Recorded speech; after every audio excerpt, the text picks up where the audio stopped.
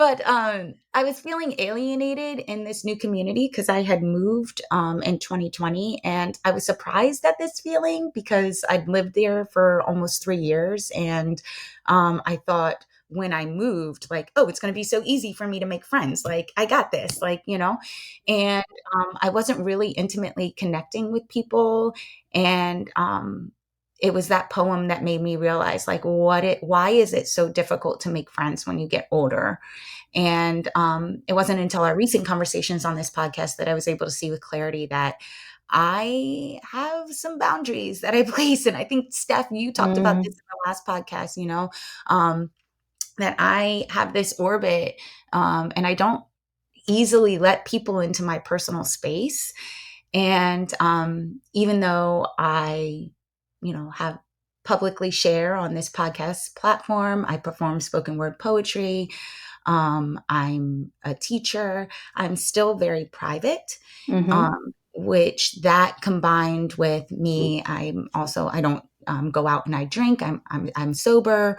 I also don't like small talk. So this makes me really inaccessible in today's society, right? So I'm realizing that part of this is due to heartbreak from the past. Our last conversation made me think about like all the wounds that I have from like various heartbreak of friendships.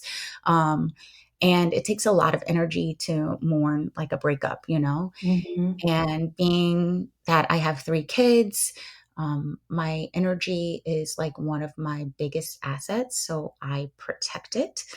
And I also am a rationalizer. So, in order for me to kind of escape this like fear, I'm like, well, I already have like all these friends from college and I already have these friends from high school. So, like, I don't need any more friends?